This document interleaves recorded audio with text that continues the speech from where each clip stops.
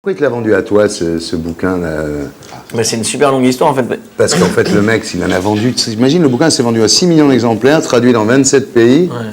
Mais pourquoi? Excuse-moi, c'est tout à fait respectable de dire, ouais. mais pourquoi à toi plutôt qu'à un Amerloc ou... Bah, en fait, c'est Il avait vu mon idole. Il avait vu mon Non, idole. mais en fait, ouais, aussi. C'est vrai? Non, mais le truc, ce qui s'est passé, c'est que c'est Nicolas Mouchet, en fait, un type qui bosse aux Productions du Trésor, Ouais. qui bouffe du polar sans arrêt et qui nous a offert à Philippe et à moi, donc Philippe Lefebvre, avec qui j'ai coécrit mon Qui idole. joue dans le film. Ouais.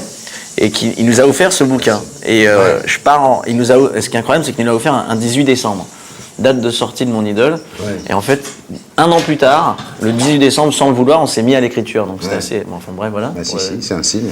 Et donc il nous fait lire le bouquin, moi je pars en vacances, je commence à le lire, et au fur et à mesure, tout ce qu'on m'avait proposé avant à réaliser, j'arrivais pas à me l'approprier, je voyais pas ce que je pouvais en faire. Et là, tout d'un coup, c'est la première fois que c'était un truc qui n'était pas donc de nous, quoi, et qui me parlait. Je voyais le nombre de personnages différents qui étaient super riches les uns les autres.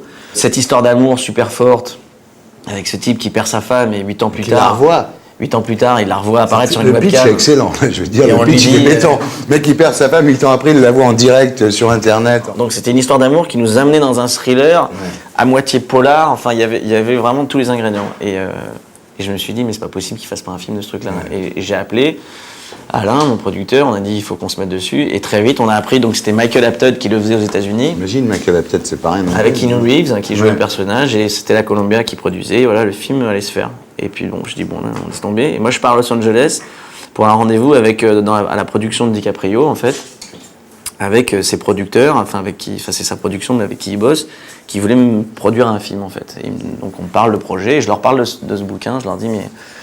Et je sors du rendez-vous et j'arrive à un déjeuner Unifrance, où c'est une réunion de plein de réalisateurs avec des réalisateurs étrangers, et je me retrouve véridiquement en face de Michael Apted, et je vois son truc avec Michael Apted.